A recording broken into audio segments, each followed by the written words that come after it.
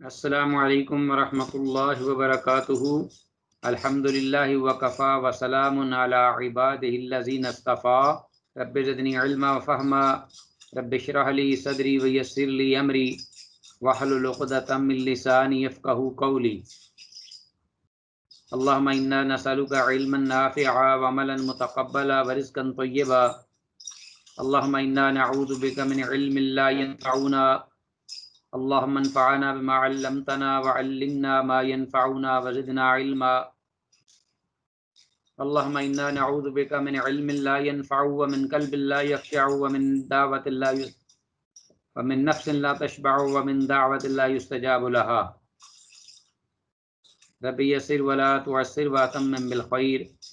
رب سهل ويسر ولا تعسر علينا يا ميسر كل عسير۔ عزیز طلبہ، یہ ہمارے حدیث کے اسباق کا سلسلہ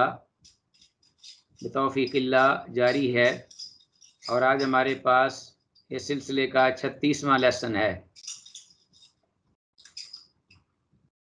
اور اس سبق میں جو ہمارے پاس پہلی حدیث ہے اس کا ہم مطالعہ کرتے ہیں۔ حدیث نمبر ہے 367، اور اس کا ٹاپک ہے وضو کرتے وقت شرمگاہ پر پانی چھڑکنے کی آپ صلی اللہ علیہ وسلم کو جبریل علیہ السلام نے خبر دی۔ آپ دیکھیے، یہ کام جو ہیں جن کو ہم عموماً اگنور کر جاتے ہیں، کتنی اہمیت ہے اس سلسلے میں کہ اللہ نے جبریل علیہ السلام کو بھیجا اپنے پیغمبر کو اپنا خبر دینے کے لیے، بتانے کے لیے، تعلیم دینے کے لیے، جیسا کہ ہم نے پہلے بھی گزشتہ اسباق میں پڑھا ہے، صحیح حدیث ہیں، جبکہ یہ حدیث سند کے اعتبار سے پختہ نہیں، لیکن بہرحال جیسا کہ نماز کے بارے میں صحیح حدیث ہے کہ جبریل آئے اور رسول اللہ صلی اللہ علیہ وسلم کو نماز کا طریقہ بتایا، وضو کا طریقہ بتایا، اور اسی طرح آپ نے اپنا چلو لیا اور وہ آپ وضو کے بعد اور اپنے شرمگاہ کے مقام پر اوپر ایک چلو پانی کا جو ہے اس کو پھینکا۔ شیطانی وسواس دور کرنے کے لیے امت کو یہ تعلیم دی گئی۔ ابو ہریرہ رضی اللہ تعالیٰ عنہ سے مروی ہے، قال رسول اللہ صلی اللہ علیہ وسلم، جانی جبریل، کہ میرے پاس جبریل آئے، فقال، تو انہوں نے کہا، یا محمد، اے محمد صلی اللہ علیہ وسلم، اذا توضأت، جب آپ وضو فرمائیں، فانتبہ، تو پھر آپ پانی سے اپنے آپ پر چھینٹے ماریں۔ تو اب یہاں اس جگہ کا ذکر تو نہیں ہے فانتبہ فرجک، لیکن دیگر چونکہ روایات میں اس بات کا ذکر ہے، اس لیے یہاں چھینٹے مارنے سے یا چلو پانی کا جو پھینکنے سے مراد وہ جگہ ہے جہاں شرمگاہ ہوتی انسان کی، اس پر کپڑے کے اوپر۔ رواه ترمذی وقال هذا حدیث غریب، امام ترمذی رحمہ اللہ نے کہا یہ حدیث غریب ہے۔ وسمعت محمد یعنی بخاریہ، اور فرماتے ہیں امام ترمذی رحمہ اللہ کہ میں نے محمد یعنی محمد بن اسماعیل بخاری رحمہ اللہ کو سنا، یقول، وہ کہہ رہے تھے، الحسن بن علی الہاشمی الراوی منکر الحدیث، کہ اس سند میں جو راوی ہے حسن بن علی ہاشمی، وہ منکر الحدیث ہے۔ تو اس کی خود وضاحت امام ترمذی نے کر دی، اس کی حیثیت کی، اس حدیث کی حیثیت کی، تو لہٰذا یہ روایت منکر ہوئی۔ باقی اس کا جو مفہوم یا اس کا موضوع ہے وہ آپ نے سن لیا، پڑھ لیا ہے۔ آتے ہیں اس کے بعد کی حدیث 368۔ آپ صلی اللہ علیہ وسلم جو کام کرتے اور بولتے تھے وہ اللہ تعالیٰ کے حکم سے ہی کرتے اور بولتے تھے، جیسا کہ حدیث میں آتا ہے وما ينطق عن الهوى ان هو الا وحی یوحى، جو بھی آپ بولتے ہیں وہ اپنی خواہش سے نہیں بلکہ اللہ کی مرضی اور خوش رضا کے مطابق بولتے ہیں۔ یہاں تک کہ یہ تو دین کے معاملے میں امور ہیں، عام آپ کی جو زندگی تھی، جو زندگی کے عام جو معمولات تھے، جن کا تعلق عرف عام سے، معاملات سے ہے، دین سے ہٹ کر، اس میں بھی اللہ جل شانہ اپنے پیغمبر کی رہنمائی فرماتے اور وہی آپ کام کرتے جو اللہ کو پسند ہوتا تھا۔ بعض حدیث میں یہ آتا ہے کہ صحابہ نے پوچھا، اللہ کے رسول انکا تداعبنا، اے اللہ کے رسول کبھی کبھی آپ ہم سے مزاح کرتے ہیں، ہم سے ہنسی کھیل بھی کھیلتے ہیں۔ بعض دفعہ رسول اللہ صلی اللہ علیہ وسلم صحابہ سے سچا مزاح کرتے تھے، خوش طبعی کے طور پر۔ تو آپ صلی اللہ علیہ وسلم نے فرمایا لا اقول الا حقا، کہ میں وہ جو عمل کرتا ہوں وہ بھی میں حق پر مبنی ہوتا ہے میرا، یعنی مزاح بھی کرنا آپ کا سچا ہوتا تھا، اور بھی کوئی کام معاملات میں ہوتے تھے تو وہ سچائی پر، حقیقت پر مبنی ہوتے تھے۔ اس لیے آپ صلی اللہ علیہ وسلم ہمہ وقت اللہ کی نگرانی اور اللہ کی حفاظت اور اللہ کی رہنمائی میں ہوتے تھے۔ ان اتبع الا ما یوحی الیہ، کہ میں اسی چیز کا تابع ہوں جو میری طرف وحی کی جاتی ہے۔ تو اس حد تک عزیز طلبہ، رحمت للعالمین اللہ جل شانہ کی رضا، خوشنودی، حکم احکام کے پابند تھے اور اس کے مطابق آپ زبان نہیں ہلاتے تھے، تو کیسے لوگ جو ہیں وہ آپ کو چھوڑ کے تو دیگر جو امت کے لوگ ہیں انہی کے اقوال اور انہی کے جو روش اور انہی کا جو طرز عمل اور طریقہ کار ان کو اپناتے ہیں، اور پھر وہ سمجھتے ہیں کہ یہ جی بڑا نیکی کا دین کا کام ہے۔ ہر چند کہ وہ ان کی اچھی باتیں جو ہیں وہ ان پہ عمل کرنا چاہیے، لیکن اس وقت جب آپ صلی اللہ علیہ وسلم کی ذات اقدس سے کوئی چیز معلوم نہ ہو سکے، پھر صحابہ اکرام کی ہستیاں ہیں، اس کے بعد تابعین ہیں، تبع تابعین ہیں، ائمہ مجتہدین ہیں، علماء حق ہیں، محدثین ہیں رحمہم اللہ اجمعین۔ وعن عائشہ رضی اللہ عنہ قالت، حامس کی حدیث آتی ہے، حضرت عائشہ رضی اللہ عنہ فرماتی ہیں بال رسول اللہ صلی اللہ علیہ وسلم، اللہ کے رسول صلی اللہ علیہ وسلم نے پیشاب کیا، فقام عمر، تو عمر کھڑے ہوئے، عمر رضی اللہ تعالیٰ عنہ، خلفہ، آپ کے پیچھے، رسول اللہ صلی اللہ علیہ وسلم کے پیچھے عمر رضی اللہ تعالیٰ عنہ کھڑے ہو گئے، بکوز من ماء، پانی کا ایک لوٹا لے کر، پانی کا ایک برتن، بکوز من ماء، پانی کے برتن میں لے کر، فقال، تو آپ صلی اللہ علیہ وسلم نے فرمایا ما ھذا یا عمر، کیا عمر یہ کیا لیے کھڑے ہو، یہ کیا ہے؟ قال، حضرت عمر رضی اللہ عنہ نے فرمایا ماء نتوضأ بہ،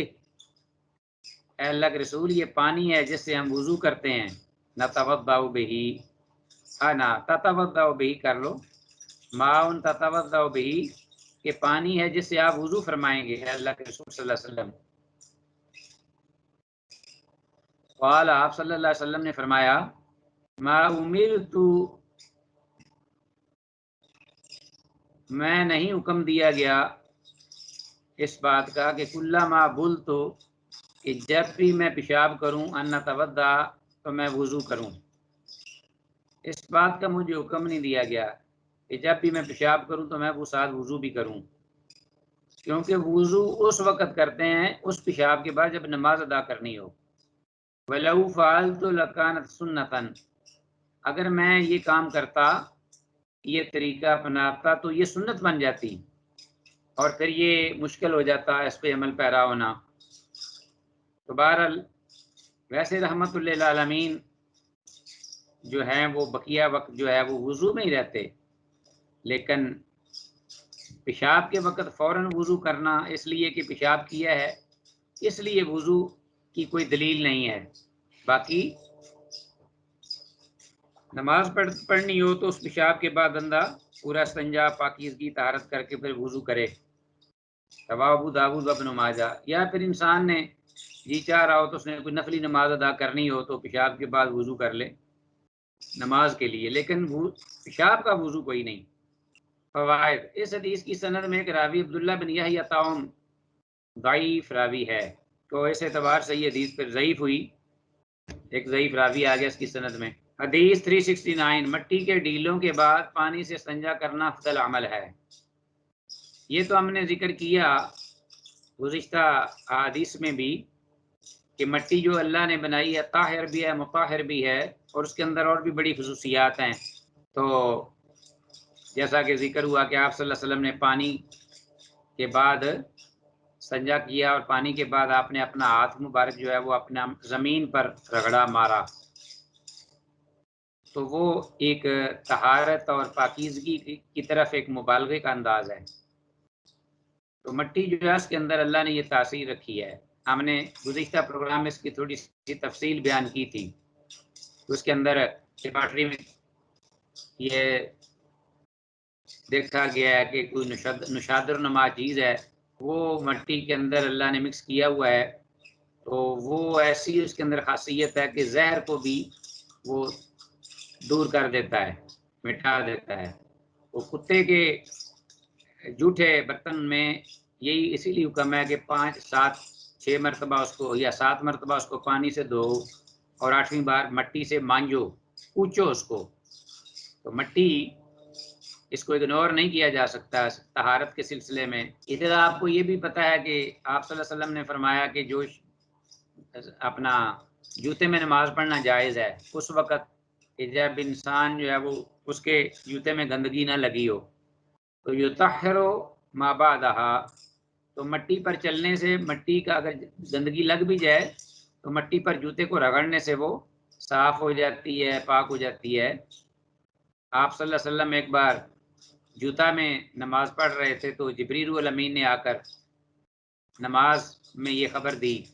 کہ اے نبی پیغمبر صلی اللہ علیہ وسلم، آپ کے جوتا میں گندگی لگی ہوئی ہے۔ تو پھر آپ صلی اللہ علیہ وسلم نے وہ جوتا اتار دیا تھا۔ تو معلوم ہوا کہ مٹی جو ہے وہ جوتے کو پاک کرتی ہے، اگر رگڑ کے بعد اس کے بعد میں صاف کر لیا جائے مٹی سے ہی۔ لیکن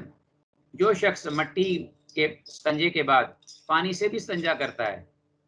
تو سبحان اللہ، یہ اس میں کوئی کلام نہیں کہ یہ افضل عمل ہے، یہ طہارت پر طہارت اور مبالغہ اور احتیاط نور علی نور ہو جائے گا۔ وعن ابی ایوب و جابر و انس، 3 صحابہ اکرام، ایوب انصاری رضی اللہ عنہ، ابو ایوب انصاری، جابر بن عبداللہ اور انس بن مالک رضی اللہ عنہم اجمعین اقطعین سے یہ روایت ہے کہ ان هذه الآیہ، کہ بے شک یہ آیت مبارکہ لما نازلت، جب نازل ہوئی، فیہ رجال یحبون ان یتطہروا واللہ یحب المطہرین، سورہ توبہ کی ہے غالباً یہ آیت مبارکہ۔ اس میں لوگ ہیں، کس میں؟ اس بستی میں رہنے والے، اس قبیلے میں، فیہ رجال، اس جگہ میں، جو کہ یحبون، پسند کرتے ہیں، یتطہروا، کہ وہ پاکیزہ رہیں، اور اگر وہ پسند کرتے ہیں تو پھر ان کی پسند اللہ کی پسند۔ سبحان اللہ، واللہ یحب المطہرین، اللہ پاکیزگی حاصل کرنے والے، پاک رہنے والوں کو پسند کرتا ہے۔ اللہ اکبر۔ اس لیے عزیز طلبہ، پاکیزگی کی بڑی اہمیت ہے اور بڑی اس کی افادیت بھی ہے، صحت کے اعتبار سے بھی اور اللہ کی خوشنودی اور قرب کے اعتبار سے بھی، تو اللہ کی محبت ان کو ملتی ہے۔ تو جو ناپاک رہتے ہیں تو آپ دیکھ لیجئے پھر اس کے بعد پھر اللہ کی ناراضگی ان کے ساتھ۔ قال رسول اللہ صلی اللہ علیہ وسلم، اللہ کے رسول صلی اللہ علیہ وسلم نے فرمایا جب یہ آیت نازل ہوئی، لما نازلت هذه الآیہ، تو آپ صلی اللہ علیہ وسلم نے ارشاد فرمایا، یا معشر الانصار، اے انصار کے گروہ، ان اللہ قد اثنى علیکم فی الطہور، بے شک اللہ نے قد اثنا، تحقیق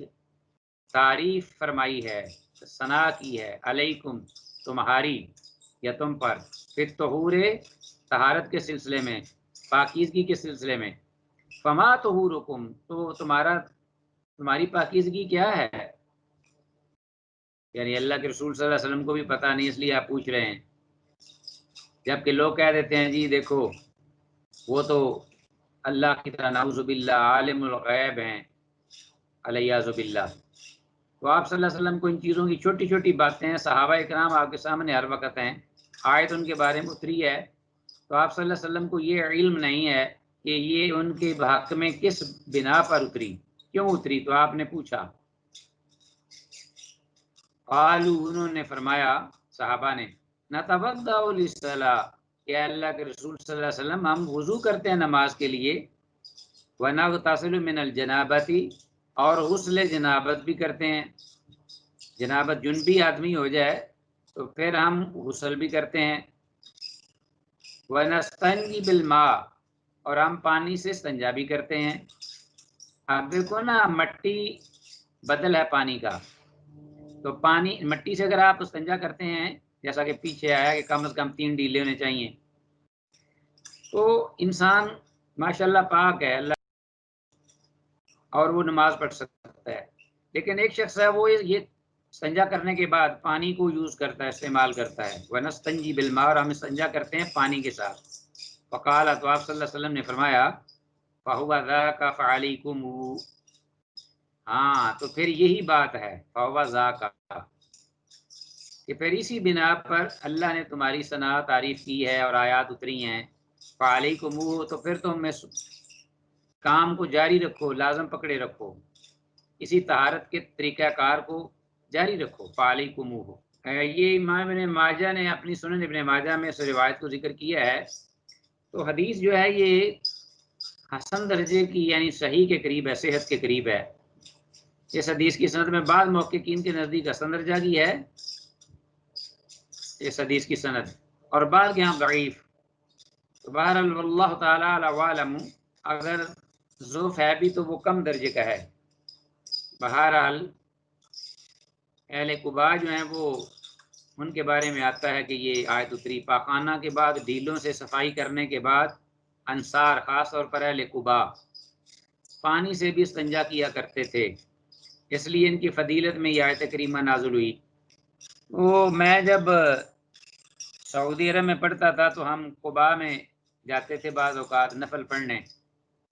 جیسا کہ سنت ہے رسول اللہ صلی اللہ علیہ وسلم کی کہ من اتی مسجد قباء فصلی فی رکعتین اجرہ کاجر عمرہ، کہ جو مسجد قباء میں آئے اور اس میں 2 رکعتیں نماز پڑھے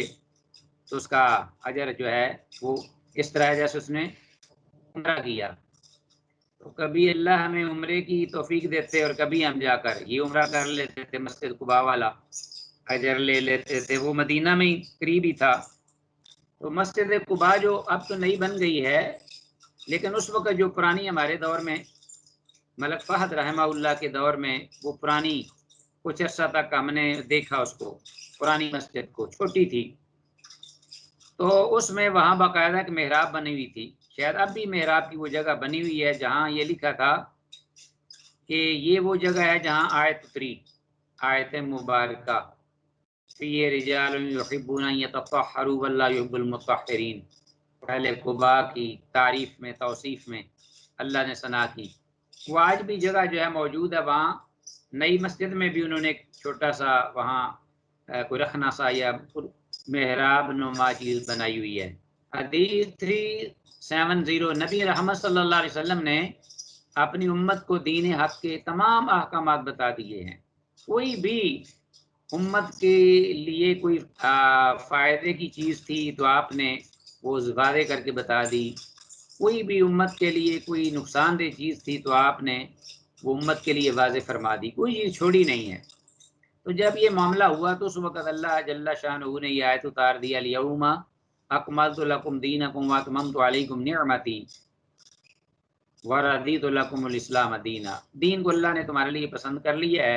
اور یہ سارا جتنا بھی یہ معاملہ یہ پورا ہو چکا ہے، مکمل ہو چکا ہے، اب اس میں نہ کوئی چیز نکالی جا سکتی ہے، نہ اس کے اندر کوئی چیز ایڈ کی جا سکتی ہے، تو چیز بالکل مکمل ہے۔ تو ہر قسم کا فائدہ اور ہر قسم کے نقصان کی اللہ کے پیغمبر صلی اللہ علیہ وسلم نے امت کے لیے نشاندہی فرما دی۔ اب آپ دیکھیے اس سلسلے میں حدیث کیا ہے جو میں نے ٹاپک دیا ہے۔ حدیث میں بھی جو مشرکوں میں سے بعض، اور بعض کہتے ہیں کہ کوئی اہل کتاب میں سے، وہ بھی مشرک ہی ہیں، یہودی یا عیسائی، ان میں سے کسی نے یہ کہا کہ یہ بھی تمہارا نبی ہے، ویسے تو اس نے عذرو تمسخر کی بات کہی جیسا کہ حدیث میں آتا ہے، لیکن حقیقت میں وہ اس دین حنیف کی تعریف کر گیا اپنی زبان سے کہ الفضل ما شہدت بہ الاعداء، فضیلت تو وہ ہوتی ہے نا کہ دشمن بھی لب کشائی کرے.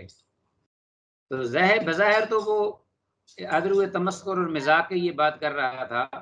لیکن اس کے منہ سے اللہ نے یہ بات حقیقت میں نکلوا دی، اور پھر صحابی جو سلمان تھے فارسی رضی اللہ عنہ، انہوں نے آگے سے پھر اس کو ٹھیک ٹھاک سنجیدہ ہو کے یہ بات سنائی کہ بالکل جو تو کہہ رہا ہے بالکل ٹھیک ہے، یہ حقیقت ہے اور یہ استہزاء مذاق نہیں. کیا وان سلمان رضی اللہ عنہ قال قال بعض المشرکین، حضرت سلمان رضی اللہ عنہ سے روایت ہے، وہ کہتے ہیں کہ مشرکوں میں سے بعض جو ہیں انہوں نے یہ بات کہی، وہ یستہزئ، اور وہ ایک اعتبار سے مزاق کر رہا تھا یہ بات کہہ کے کہ انی لأری صاحبکم، کہ بے شک میں دیکھتا ہوں تمہارا ساتھی، ساتھی سے مراد یہاں محمد رسول اللہ صلی اللہ علیہ وسلم ہے، اللہ کے نبی پیغمبر، بے شک میں دیکھتا ہوں تمہارا یہ جو ساتھی ہے، یعلمکم، تمہیں تعلیم دیتا ہے، حتی الخراء، یہاں تک کہ پیشاب قضائے حاجت بیٹھنے کا بھی، لیٹرین میں جانے کا، بیت الخلاء میں جانے کا طریقہ بھی تمہیں سکھلاتا. یہ ایک اعتبار سے اس نے عذرو تمسخر کے بعد طنز کے طور پہ کہی. یہ عجیب نبی پیغمبر ہے کہ پیشاب کرنے کا بھی طریقہ آپ کو بتلا رہا ہے، سکھلا رہا ہے کہ اس طرح بیٹھو، اس طرح اپنا پہلے جو ہے اپنا اندر جاؤ، اس طرح اندر جا کر بیٹھو، پھر نکلتے ہوئے یہ کرو وہ کرو. یہ عجیب چیز ہے. قل تو سلمان رضی اللہ عنہ سن کر کہتے ہیں، میں نے کہا اجل، ہاں کیوں نہیں، یہ تمہارے لیے باعث فخر ہے چیز، باعث سعد افتخار ہے یہ چیز ہمارے لیے، کیوں نہیں، جو تو نے بات کہی ہے بالکل ایسے ہی. ہمارا نا، ہمیں رحمت للعالمین نے حکم دیا ان لا نستقبل القبلہ تھا، انہوں نے اور بھی چیزیں بتا دی آگے سے کہ سارے آداب جو ہیں چھوٹے سے چھوٹے وہ بھی قضاء حاجت کے بتا دیے. اللہ نستقبل القبلہ تھا کہ ہم قبلہ رخ ہو کر قضاء حاجت نہ کریں، پیشاب نہ کریں. ہم لا نستقبل القبلہ، قبلہ کی طرف متوجہ نہ ہوں، منہ نہ کریں. ولا نستنجیہ، ان کی وجہ سے نستنجیہ، یہ آگے اوپر زبر ہے مضارع، اور نہ ہم استنجا کریں. ولا نستنجیہ بے ایمان، نہ اپنے داہنے ہاتھوں سے، ایمان یمین، ایمان داہنا ہاتھ، اور ایمان وہ اور چیز ہے، اور الف کے ساتھ زبر ایمان ہو تو پھر اس کا معنی داہنا ہاتھ، کہ نام استنجا کریں اپنے داہنے ہاتھوں سے. ولا نکتفی بدون ثلاثۃ احجار، اور یہ بھی تعلیم دی ہمیں رحمت للعالمین نے کہ ہم نہ کافی سمجھیں، ولا نکتفی بدون ثلاثۃ احجار، 3 مٹی کے ڈیلوں سے کم، یعنی جب ہم طہارت کریں تو اس وقت ہم 1 پر اکتفا نہ کریں، 2 پر نہیں، یہ کافی نہیں ہے، کم از کم 3 ڈیلے مٹی کے ہوں، اس سے استنجا کریں. لیس فیہا رجیع ولا عظم، پھر یہ بھی کہ وہ جو ڈیلے ہیں وہ بھی سوچ سمجھ کے لینے ہیں باقاعدہ اہتمام سے، کہ کہیں اس میں لیس فیہا، نہ ہو اس میں رجیع، کوئی لید یا گوبر وغیرہ کسی جانور کی، ولا عظم، اور نہ کوئی، تو ہڈی اور لید اس سے اگنور کرنا ہے. اور کوئلہ جو ہے وہ بھی جیسا کہ آگے حدیث آ رہی ہے وہ بھی اس میں شامل ہے. کوئلہ وہ اس کو بھی، یعنی جلی ہوئی لکڑی کے جو پیسز ہوتے ہیں نا اس کو ہم کوئلہ بولتے ہیں اپنے ہی زبان میں، کوڑا. رواہ مسلم، امام مسلم رحمہ اللہ نے اس کو ذکر کیا، حدیث بالکل ٹھیک درست ہے، صحیح ہے. احمد واللفظ له، اور امام احمد نے اپنی مسند احمد میں بھی، اور اس کے الفاظ بھی ہیں. حدیث میں مذکور لفظ الخراءۃ سے مراد قضاء حاجت میں بیٹھنے کا طریقہ ہے. لقد علمکم نبیکم کل شیء حتی الخراء، یہ مشرک کہتا ہے. پیغمبر پاک صلی اللہ علیہ وسلم نے ہمیں دین کے تمام احکامات بتانے کے ساتھ ساتھ پیشاب و پخانہ کے آداب بھی بیان کر دیے ہیں تاکہ ہم نجاست سے بچ سکیں اور طہارت کو اپنا سکیں۔ تو یہ رحمت للعالمین نے اس لیے اہتمام کیا ہے۔ کتاب الطہارہ جو ہے حدیث کے ابواب میں سے باقاعدہ ایک باب ہے اور اس میں بڑی ڈیٹیل ہے، اور اسی لیے عزیز طلبہ جب بھی آپ فقہ کی کتابیں جو ہیں پڑھتے ہیں، علم فقہ، اس میں فقی جو مسائل ہیں اس پر جو مبنی کتابیں ہیں اپنا احکامات کے بارے میں، تو سب سے پہلے جو ہے وہ تقدیم جو ہے اہل علم نے، فقہاء نظام نے یہ طہارت کے باب کو اس کو رکھا ہے شروع میں، اس لیے کہ طہارت سے ہی آغاز ہوتا ہے آپ کی عبادت کا، اس کے بغیر کوئی عبادت جو ہے نا وہ قبول نہیں، نماز وغیرہ۔ حدیث 371 شریعت طاہرہ میں حیا اور پاکیزگی کی اہمیت۔ شریعت طاہرہ میں حیا اور پاکیزگی کی اہمیت کیسے ہے؟ حدیث پڑھتے ہیں، عبد الرحمن ابن حسنۃ رضی اللہ تعالی عنہ قال، کہتے ہیں، خرج علینا رسول اللہ صلی اللہ علیہ وسلم، ہمارے پاس تشریف لائے رسول اللہ صلی اللہ علیہ وسلم، خرج علینا ہم پر نکلے، وفی یدہ الدرقۃ فوضعها ثم جلس فبال الیہا۔ خرج علینا رسول اللہ صلی اللہ علیہ وسلم، تشریف لائے ہمارے پاس اللہ کے رسول صلی اللہ علیہ وسلم، وفی یدہ اور آپ کے ہاتھ مبارک میں الدرقۃ، کیا تھا؟ الدرقہ یعنی ڈھال، ڈھال جو ہے وہ آپ کو جنہ بھی سے کہتے ہیں عربی میں، اور الدرقہ بھی، اس کی مختلف شکلیں ہوتی ہوں گی ڈھالوں کی بھی، جو کہ جہاد میں، جنگ میں دشمن سے بچاؤ کے لیے، کوئی تیر یا کوئی تلوار کے وار سے بچنے کے لیے دشمن کی طرف سے وہ ڈھال جو ہے وہ استعمال کی جاتی ہے۔ تو رسول اللہ صلی اللہ علیہ وسلم نے اس کو اس مقصد کے لیے استعمال کیا۔ ضروری نہیں کہ ایک چیز جو ہے وہ ایک ہی کام کے لیے استعمال ہو جس کے لیے بنائی گئی ہے، اگر اس کے ذریعے کوئی اور بھی کام آپ لے سکتے ہیں تو کوئی حرج نہیں ہے، کام اسے لیا جا سکتا ہے۔ تو جیسا پچھلی حدیثوں میں آیا کہ آنا ذاتن، ایک صحابی جو ہے ان کے ہاتھ میں وہ لے کے برچھی جو ہے وہ آئے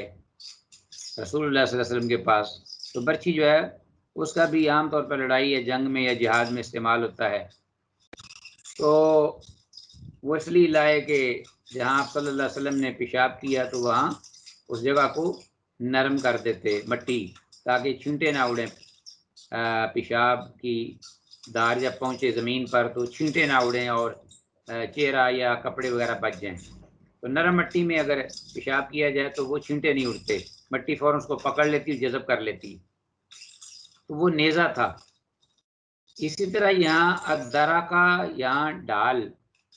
فوضعها، تو آپ صلی اللہ علیہ وسلم نے اس کو رکھا، آپ کے ہاتھ میں وہ ڈال تھی، صحابہ کہتے ہیں ہم پہ وہ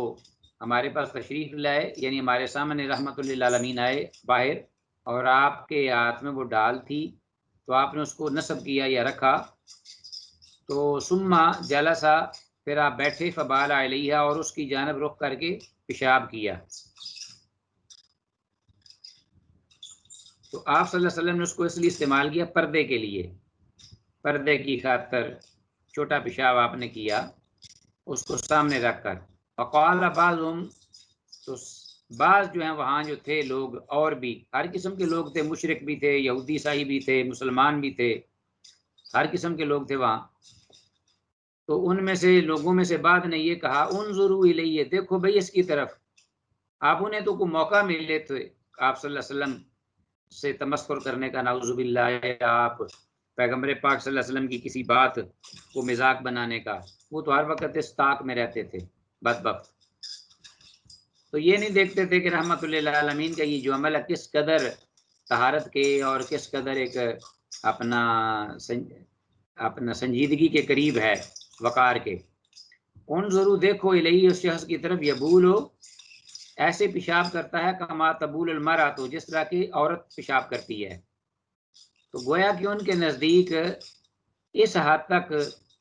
یہ عورت جو ہے وہ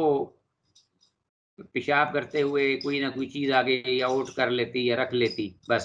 اس سے زیادہ عورت بھی نہیں کرتی تھی پردہ یا اہتمام. ایسا ماحول تھا، ایسا معاشرہ تھا. تو مردوں میں تو ایسا کوئی تصور ہی نہیں. تو جب انہوں نے عورت کا ذکر کیا کما تبول المرأۃ، کہ جس طرح عورت پیشاب کرتی ہے،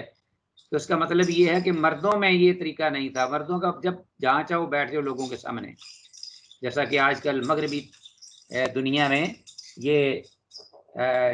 جنگلی حیوانوں اور درندوں جیسا عمل دہرایا جاتا ہے پیشاب کرتے وقت قضاء حاجت سب کے سامنے، والعیاذ باللہ. حیا نام کی کوئی چیز نہیں ہے. فسمع النبی صلی اللہ علیہ وسلم، تو اللہ کے نبی صلی اللہ علیہ وسلم نے اس کو سن لیا، اس آدمی کو یہ کہتے ہوئے کہ جو لوگوں کو یہ کہہ رہا تھا. دیکھو بھائی مشرک تھا نا، کافر. تو فقالا، تو آپ صلی اللہ علیہ وسلم نے جب سنا تو فرمایا وہی حقا، ہلاکت ہو تجھ پہ یا تجھے مار ہو، تجھ پر افسوس ہو، تجھ پر ہلاکت ہو، مار ہو تجھے، وہی حقا. اما علمت، کیا تو نے نہیں جانا، ما صواب صاحب بنی اسرائیل، آپ صلی اللہ علیہ وسلم نے اب اس کو ایک علمی بات بتائی حوالہ دے کر، ریفرنس، کہ کیا تو نے نہیں جانا اس بات کو، یا تجھے علم نہیں، معلوم نہیں، وہ سزا ما صابہ جو پہنچی صاحب بنی اسرائیل، بنی اسرائیل کے ایک انسان کو، آدمی کو، جو ان کا کوئی دینی پیشوا تھا یا روحانی یا کوئی اپنا رہنما، کوئی شخص تھا بڑا پرومیننٹ. تو اس کو جو معاملہ اس کے ساتھ ہوا، کیا تجھے اس کا علم نہیں ہے؟ تو آپ صلی اللہ علیہ وسلم نے پھر وضاحت فرمائی کہ وہ خود بتایا، بلکہ آپ نے یہ کہہ کر کہ کانو اذا اصابہم البول، کہ ان کے ہاں یعنی یہودیوں کے ہاں یہ تھا، کان تھے اذا اصابہم البول، جب انہیں لگتا کوئی پیشاب کا کوئی قطرہ یا قطرات یا کوئی حصہ پیشاب کا یا چینٹے جب ان کے جسم پر پہنچتے، اصابہم البول قرضوہ بالمقارید، تو قرضوہ اس کو کاٹ دے کینچیوں کے ساتھ، قرضوہ بالمقارید، مقراض کی جمع مقارید، کینچی، کتیرہ جس سے کوئی چیز کاٹی جاتی ہے. تو آپ صلی اللہ علیہ وسلم نے فرمایا کہ جب انہیں کوئی جسم کے کسی حصہ میں کوئی چھینٹے پڑ جاتے کپڑے وغیرہ پہ، تو وہ کپڑے کو ہی وہاں سے کاٹ دیتے. دھونے کی اجازت نہیں تھی ان کو کہ دھو کر آپ پاک کر لیں، صاف کر لیں. اور اسی طرح بدن پر اگر کوئی چھینٹے پڑتے تو بدن کو وہاں سے چھیلنا پڑتا انہیں، تاکہ وہ حصہ جو ہے گندگی کا یا پیشاب جہاں لگا ہے وہ زائل اس طرح ہوگا کہ اب اس کی وہاں سے سکن جو ہے وہ اتارنی پڑے گی. اب یہ تو تھا ان کا معاملہ ان کے اندر جو کہ رائج تھا. ایک طہارت کی اہتمام کے لیے یا طہارت کے بارے میں تسلی، ایک احتیاطی پہلو تھا. لیکن اس چیز کو وہ جو صاحب تھے نا، جن کا ذکر ہوا بنی اسرائیل کا، وہ جو پرومیننٹ جن کا پہلے صاحب بنی اسرائیل جو تھے، صاحب ان کے، انہوں نے ان کو اس سے روک دیا. فنہاہم، تو صاحب نے، شخص نے ان کو روک دیا. تو وہ ان کا چونکہ مؤثر آدمی تھا ایک بڑا، اور صاحب علم جانا جاتا تھا، پرومیننٹ تھا ان کے اندر، معروف تھا، بااثر تھا. تو فاعوذب فی قبرہ، تو لوگوں نے، ہو سکتا ہے کہ اس کے کہنے سے لوگ رک گئے ہوں ایسا کرنے سے، اور پھر وہ احتیاط ختم ہو گئی ہو، پانی چھینٹے اگر پڑتے ہیں تو وہ پڑتے رہیں. تو جب انہوں نے احتیاط ختم کر دی اس آدمی کے کہنے پر، تو فاعوذب فی قبرہ، تو وہ شخص جو ہے وہ اپنی قبر میں اس کے بدلے میں عذاب دیا گیا. تو بظاہر عزیز طلبہ دیکھیے یہ کتنا مشکل کام تھا کہ جسم پر اگر کوئی قطرہ پڑ گیا ہے تو اس کو چھیلا، سکن اس کی چھیلی جائے وہاں سے. اور کپڑا اگر کیسا بھی ہو، کپڑا اگر نیا ہو یا جیسا بھی، تو اگر اس پر کپڑے چھینٹے پڑ گئے ہیں تو اس کو وہاں سے کاٹ دیا جائے. تو ظاہر جب کاٹ دیا جائے گا تو کپڑا بیکار ہو جائے گا. تو بظاہر یہ خاصی سختی تھی، بظاہر نظر آتی تھی، لیکن ایک احتیاط تھی دوسری طرف پاکیزگی کے. لوگ جو سے بہت زیادہ محتاط ہوتے تھے کہ کہیں ایسی نوبت نہ آ جائے. تو جب انہوں نے اس شخص نے ان کو روک دیا تو وہ احتیاط ختم ہو گئی. تو اس کے بدلے میں فنہاہم فاعوذب فی قبرہ، کہ اس کو عذاب قبر دیا گیا۔ آپ دیکھیے ذرا کہ اللہ کی ہم پہ کتنی رحمت اور کرم ہوا ہے، ہمیں اس قسم کی تکالیف کا مکلف نہیں کیا گیا، بلکہ یہ اس کا ماں کے سے اور پانی سے دھو لو، صاف کرو، وہ پاک ہو جائے گا۔ فوائد، یہ جو روایت ہے یہ سند کے اعتبار سے صحیح ہے، البتہ بعض کے نزدیک اس کی سند میں اعمش راوی مدلس اور عنعن ہونے کی بنا پر یہ ضعیف، بعض کہتے ہیں کہ اعمش کی وجہ سے یہ ضعیف ہے، اور بعض وہ کہتے ہیں کہ یہ سند کے اعتبار سے صحیح ہے۔ واللہ اعلم بالصواب۔ ہم معاملے کو اللہ کی طرف کے سپرد کرتے ہیں، لیکن بہرحال حدیث جو ہے یہ بڑی بیان کی جاتی ہے اور لکھی جاتی ہے علماء کے مابین، اور اس کا تذکرہ کیا جاتا ہے۔ بنی اسرائیل کی شریعت میں یہ تھا کہ اگر کسی کے بدن کو نجاست لگتی تھی تو اسی قدر بدن کو چھیل ڈالتے، اور اگر کپڑے کو لگتی تو اتنا کپڑا بھی کاٹ ڈالتے تھے۔ تو جب ایسی بات سے منع کرنے پر عذاب قبر دیا گیا، یعنی اس شخص نے ان کو منع کر دیا، تو حیا سے منع کرنے میں تو بطریق اولا عذاب ہوگا۔ تو رحمت للعالمین جو تھے انہوں نے جو بات کہی اس کو اس آدمی کا ریفرنس دے کر اس مشرک کو جس نے آپ صلی اللہ علیہ وسلم کو تنزیہ یہ کہا کہ یہ اس طرح پیشاب کرتا ہے جس طرح عورت کرتی ہے، تو عورت اپنے سامنے قید رکھ لیتی ہے، تو مردوں کو تو ضرورت ہی نہیں رکھنے کی۔ تو چونکہ یہ کہ حیا باختہ والی، یعنی حیا کے بالکل اپوزٹ یہ بات تھی کہ اس معاشرے میں، تو اب اس سے یہ بات واضح ہوئی کہ اگر اس شخص نے جو روکا کہ تم یہ کام نہ کیا کرو، طہارت کے لیے یہ بڑی سختی ہے اور شدت ہے، تو اس پر اس کو عذاب قبر ہوا، تو حیا تو اس سے بہت بڑی چیز ہے۔ اب جو حیا سے کسی کو روکے گا تو گویا کہ اللہ کے رسول صلی اللہ علیہ وسلم نے اس کو تنبیہ کی کہ تو حیا کی وجہ سے یہ الفاظ لفظ بول رہا ہے، جبکہ وہ اس نے تو ایک تکلیف دہ صورتحال تھی، اس سے لوگوں کو روکا تھا، منع کیا تھا، تو اس کو عذاب قبر دیا گیا، اور تو حیا کی وجہ سے اس انداز کو اپنا کر یہ باور کرا رہا ہے کہ اس کی ضرورت نہیں ہے آپ پیشاب کرتے ہوئے اس کے آگے کوئی چیز رکھنے کی، تو گویا کہ تجھے تیرا اشر کیا ہوگا پھر۔ حیا تو اس سے بھی بڑا آگے کی چیز ہے۔ اذا فاتک الحیا فافعل ما شئت، جیسا کہ حدیث میں ہے کہ جب تو حیا کو کھو دے تو جو جی چاہے کرے۔ الحیاء من الایمان، اس لیے کہ حیا ایمان سے ہے، پر تو بڑی سزا ہوگی۔ گزشتہ سے پیوستہ، رواہ النسائی عن ابی موسیٰ، تو یہی روایت جو ہے جو کہ مروان اصفر یہ جو ہے اپنا عبد الرحمن بن حسانہ کی، یہ پوری روایت انہی الفاظ کے ساتھ، یہ امام ابو داود نے اپنی سنن ابی داود میں اور امام ابن ماجہ نے سنن ابن ماجہ میں ذکر کیا ہے، اور اس کے ساتھ ہی وہ کہتے ہیں صاحب مشکات المصابیح کہ یہ حدیث جو ہے امام نسائی نے بھی اپنی نسائی میں اسی راوی ابو موسیٰ عاشری سے ذکر کی ہے، رواہ النسائی عنہ عن ابی موسیٰ الاشعری رضی اللہ عنہ، لیکن اس کی جو سند ہے وہ اس کے بارے میں یقین ہے کہ ضعیف ہے۔ امام نسائی نے جو جس طریق سے یا جس سند سے اس کو روایت کیا ہے وہ سند بالکل ضعیف ہے، جبکہ یہ جو ہے اس کے بارے میں اختلاف ہے، بعض اسے صحیح کہتے ہیں، بعض اسے ضعیف کہتے ہیں۔ عزیز طلبہ کہ ہمارے پاس حدیث ہے، حدیث 373 اس میں آدمی اور قبلہ کے درمیان اس بات کا ذکر ہے کہ اگر کوئی چیز حائل ہو تو پھر قبلہ کی جانب منہ یا پیٹ کر کے پیشاب کرنے کا جواز ہے، اور یہ بات پہلے بھی ہم نے ذکر کی ہے کہ عبداللہ بن عمر کی جیسے صحیح حدیث ہے کہ میں ارتقیت علی بیت حفصہ، میں کسی کام کی لحاجت نہیں، یعنی کسی کام کی غرض سے میں اپنی بہن جو ہے حفصہ ام المومنین رضی اللہ عنہا کے گھر میں اوپر چڑھا تو دیکھا کہ رسول اللہ صلی اللہ علیہ وسلم شام کی طرف منہ کیے ہوئے، تو وہ کنیف میں لیٹرین میں تھے، گویا کہ جب کوئی چیز آ کے رکاوٹ ہو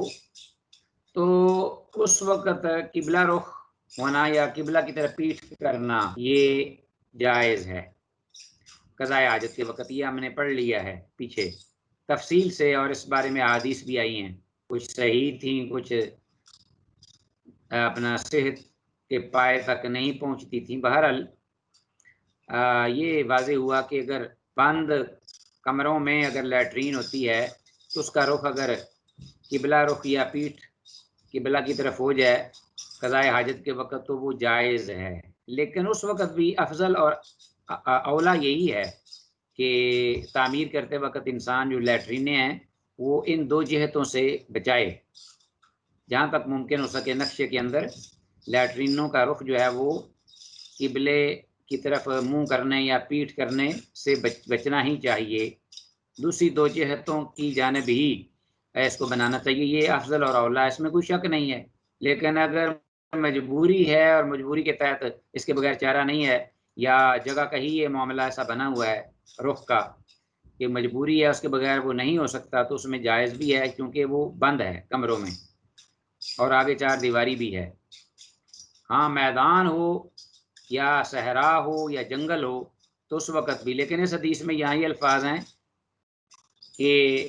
آگے انہوں نے اپنا جو کچاوا تھا وہ رکھ لیا اپنے سامنے، تو پھر پیٹھ جو ہے وہ قبلہ کی طرف کر دی یا منہ کی طرف قبلہ کی طرف منہ کیا آگے کچاوا رکھ کر۔ تو بہرحال یہ حضرت عبداللہ بن عمر رضی اللہ عنہما کا اپنا ایک ذاتی عمل اور فعل ہے۔ تو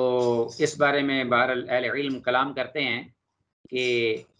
عبداللہ بن عمر رضی اللہ عنہما کا یہ ذاتی ایک فعل ہے کہ وہ اپنا میدان میں تھے، کھلی فضا میں تھے، اور انہوں نے آگے اپنا جو سواری تھی اس کا جو کچاوا ہے وہ رکھا اور یا اپنی سواری کو بٹھایا اور پھر قبلہ رخ منہ کر لیا۔ تو آیا یہ اس پر عمل کرنا جائز ہے یا نہیں اس طریقے سے؟ بہرحال حضرت عبداللہ بن عمر رضی اللہ عنہما جو ہیں انہوں نے یہ عمل کیا تو اس کو جائز سمجھتے تھے، اور ان کے سامنے یہ وہی روایات ہوں گی جو کہ گھروں میں لیٹرینیں ان کے رخ کے بارے میں، تو انہوں نے اس کو آگے اپنی جو سواری کا جو کچاوا ہے اس کو سامنے رکھ کر ایک طرح کی آڑ بنا لی اور پھر قبلہ کی طرف منہ کر لیا۔ وان مروان الاصفر قال، مروان اصفر سے یہ روایت ہے، قال وہ کہتے ہیں کہ رأیت ابن عمر، کہ میں نے عبداللہ بن عمر رضی اللہ عنہما کو دیکھا، اناخ راحلتہ، کہ انہوں نے اپنی جو سواری ہے اس کو بٹھایا، مستقبل القبلۃ، قبلہ رخ، یعنی جو سواری پوری کی پوری جو ہے وہ اس رخ بٹھا دی، اونٹنی وغیرہ ہوگی، پھر جب انہوں نے قبلہ رخ اس کو بٹھا دیا اپنے سامنے، اناخ راحلتہ مستقبل القبلہ ثم جلس، پھر بیٹھے یقول الیہا، تو انہوں نے قبلہ رخ ہو کر ہی پیشاب کیا، تھے وہ میدان میں صحرا میں، لیکن آگے انہوں نے سواری کو بٹھا لیا، وہ آڑ بنا لی ایک دیوار کو قیاس کرتے ہوئے۔ فقلت، تو مروان اصفر کہتے ہیں کہ میں نے کہا، یا ابا عبد الرحمن، اے ابو عبد الرحمن، یہ حضرت عبداللہ بن عمر رضی اللہ عنہما کا یہ اپنا کنیہ ہے ابو عبد الرحمن، عبداللہ بن عمر رضی اللہ عنہما کی کنیہ ہے ابو عبد الرحمن، تو اس لیے مروان اصفر کہتے ہیں رحمہ اللہ کہ میں نے کہا ہے ابو عبد الرحمن، الیس قد نہی عن ھذا، الیس کیا نہیں، قد تحقیق نہیا روک دیا گیا یا روکا گیا، منع کیا گیا اس طرح کرنے سے، عن ھذا جس طرح آپ نے کیا ہے، قال انہوں نے کہا، بلکہ انہوں نے کہا کہ بلکہ آگے سے جواب کیا دیا، انما نہی عن ذلک فی الفضاء، بلکہ یہ تو روکا گیا ہے ایسا کرنے سے فضا میں، یعنی کھلی جگہ ہو، کھلا میدان ہو، جنگل ہو، کوئی سامنے آڑ نہ ہو آپ کے، تو کھلا میدان ہو تو اس میں نہ آپ پیٹ کر سکتے ہیں نہ منہ کر سکتے ہیں، تو یہ کھلی فضا میں روکا گیا ہے۔ فَإِذَا كَانَ بَيْنَكَ وَبَيْنَ الْقِبْلَةِ شَيْءٌ، تو اگر تیرے درمیان اور قبلہ کے درمیان کوئی چیز ہو، شیئن یسترک، جو کہ رکاوٹ بنے، پردہ کر لے تجھے اپنا پردے میں کر لے، فَإِذَا كَانَ بَيْنَكَ وَبَيْنَ الْقِبْلَةِ شَيْءٌ يَسْتُرُكَ، ایسی چیز ہو جو کہ تجھے پردے میں کر دے، تو فلا بأس، اس میں فلا حرج، یعنی اس میں کوئی حرج نہیں، جائز ہے۔ یہ عبداللہ بن عمر رضی اللہ عنہما کا اپنا ایک عمل تھا، رواہ ابو داؤد۔ اس حدیث کی سند بعض محققین کے نزدیک حسن درجہ کی ہے اور بعض کے نزدیک ضعیف۔ اس سند میں حسن بن ذکوان ضعیف راوی ہے، واللہ اعلم بالصواب۔ بہرحال خلاف ہے، اس لیے یہ ضعف اتنا شدید نہیں، کم از کم صحت کے قریب ہے۔ حدیث 374، بیت الخلاء سے باہر آ کر اللہ تعالیٰ کا ذکر کرنا مستحب عمل ہے۔ بیت الخلاء سے باہر آ کر اللہ، جیسا کہ ہم نے پہلے گزشتہ پروگرام میں بھی، اسباق میں بھی یہ پڑھا ہے، اور اس میں غفرانہ کے الفاظ اور پھر اس کی وجہ بھی بیان کی حدیث میں کہ کس لیے استغفار یا اللہ سے بخشش طلب کرنے کا یہ موقع، اس میں کیا حکمت ہے، تو وہ بھی ذکر کیا تھا۔ تو یہ دوبارہ ایک حدیث آ گئی جس کا میں نے اس وقت ریفرنس دیا تھا کہ یہ حدیث جو ہے اس میں یہ بھی دعا ہے، لیکن یہ حدیث جو ہے سند کے اعتبار سے ضعیف ہے۔ وعن انس بن مالک رضی اللہ تعالیٰ عنہ قال قال النبی صلی اللہ علیہ وسلم، اللہ کے نبی صلی اللہ علیہ وسلم تھے، اذا خرج، جب وہ نکلتے، من الخلاء، لیٹرین سے، بیت الخلاء سے، کنیف سے، قال، تو آپ فرماتے، الحمدللہ الذی اذهب عنی الاذى، الحمد، سب تعریفیں ہیں اللہ ہی کے لیے، الذی، وہ ذات، اذهب، جو لے گیا، عنی، مجھ سے، الاذى، یہ تکلیف۔ تو اللہ کی حمد اور ثنا بیان کی کہ وہ جو لے گیا مجھ سے اس تکلیف کو، وعافانی، اور مجھے اللہ نے عافیت بھی دی، مجھے عافیت سے نوازا۔ رواہ ابن ماجہ تھا، اس کے امام ابن ماجہ نے سنن ابن ماجہ میں ذکر کیا ہے۔ تو عزیز طلبہ، اس کی اہمیت اور افادیت بہت ہے کہ پیشاب کے بعد انسان جو ہے وہ اللہ کی بارگاہ میں اسے معافی طلب کرے اور اس کا ذکر کرے، اللہ کا، اس کی ثنا فرمائے، اظہار تشکر کا موقع۔ اس حدیث کی سند میں اسماعیل بن مسلم المکی ضعیف راوی ہے اور دیگر علتیں بھی موجود ہیں، لہذا یہ حدیث ضعیف ہے، یہ حدیث ویسے ضعیف ہے۔ اور ایک بعض روایات میں یہ بھی الفاظ آئے ہیں کہ میں وہ بھی آپ کے سامنے رکھ دیتا ہوں، الحمدللہ الذی اذھب عنی ما یؤذینی، کہ سب تعریفیں اللہ تعالیٰ کے لیے ہیں جس نے مجھے تکلیف دہ چیز مجھ سے دور کی، جس نے مجھ سے تکلیف دہ چیز دور کی، یعنی پیشاب، بول و براز، وَأَبْقَى عَلَيَّ مَا يَنْفَعُنِي، اور میری نفع بخش چیز کو برقرار رکھا۔ تو کھانے کا ہضم ہونا اور پھر ٹائم پہ اس کا اجابت ہونا، اور پھر انسان کا یہ جو ہے صحت مندی کا ایک بہت بڑی علامت ہے۔ تو مقام شکر ہے کہ اللہ کی بارگاہ میں اس کا شکر ادا کیا جائے، جس طرح کھانے کے وقت اللہ کا ذکر اور پھر اس کے بعد اللہ کی تعریف کہ اللہ اس کو کھانے کو ہضم کرے اور مجھے صحت عطا فرمائے، اور پھر اسی طرح پیشاب قضاء حاجت کے بعد پھر اللہ کا ذکر۔ تو ایک انسان جو ہے وہ اللہ کے ذکر کو یاد رکھتا ہے ساتھ اپنی زبان پر، اپنے معمولات میں، تو اس بات کی یہ دلیل ہے کہ وہ اپنے اللہ کے ساتھ وابستہ ہے، اپنے پروردگار کے ساتھ، اور ہر دامے درمے سخن وہ رب العالمین کی یاد میں مصروف اور محو ہے۔ اگر زبان پہ نہیں بھی تو دل دماغ جو ہیں وہ اس کی اللہ کے ذکر سے خالی نہیں ہونے چاہیے۔ حدیث 375، ہڈی جنوں کی اور لید ان کے جانوروں کی خوراک ہے۔ یہ پہلے بھی ہم نے ذکر کیا اس سلسلے میں کہ آپ نے روکا تھا کہ ہڈی اور لید سے استنجا نہ کیا جائے، اور یہ خوراک کی صورت میں چونکہ استعمال ہوتے ہیں، اور خوراک جنوں کی ہے، فَإِنَّهُ زَادُ إِخْوَانِكُم مِّنَ الْجِنِّ کے الفاظ پیچھے روایت میں آئے ہیں۔ تو بہرحال جب یہ خوراک بن گئی تو اس لیے ان کے ساتھ استنجا کرنا یہ ایک تقدس کے خلاف ہے چیز، یہ کھائی جانے والی چیز، خواہ جانور کھائیں یا انسان، تو اس سے استنجا نہیں کرنا چاہیے۔ وعن عبداللہ بن مسعود رضی اللہ تعالیٰ عنہ قال لما قادمہ، عبداللہ بن مسعود رضی اللہ تعالیٰ عنہ فرماتے ہیں کہ جب لما قادمہ وفد الجن علی النبی صلی اللہ علیہ وسلم، جب جنوں کا وفد آیا اللہ کے نبی صلی اللہ علیہ وسلم کے پاس، یہ بڑی معروف واقعہ ہے جو کہ ایک رات جنوں کی رات جسے لیلۃ الجن کہتے ہیں، تو رحمۃ للعالمین جو ہیں وہ روپوش ہو گیا صحابہ سے اور پھر جنوں سے ملاقات ہوئی۔ بہرحال اس کی آگے غالباً حدیث آئیں گی، اس وقت معلوم ہو جائے گا۔ تو جنوں کا وفد جو ہے جب آیا اللہ کے نبی صلی اللہ علیہ وسلم کے پاس، آپ صلی اللہ علیہ وسلم کی خدمت میں، جس سے یہ بھی معلوم ہوتا ہے کہ اللہ کے رسول صلی اللہ علیہ وسلم جنوں کی طرف بھی اسی طرح پیغمبر بنا کر بھیجے گئے تھے جس طرح کہ انسانوں کی طرف۔ تو یہ انسان اور جن دونوں مکلف ہیں اور اللہ کے رسول دونوں کے پیغمبر ہیں آخر زمان۔ تو قالو، جنوں نے کہا یا رسول اللہ، اللہ کے رسول صلی اللہ علیہ وسلم، انہا امتا کا، منع کر دیجئے، نہا ینہا، انہا، اپنی امت کو منع کر دیجئے، ان یستنجو بعظم،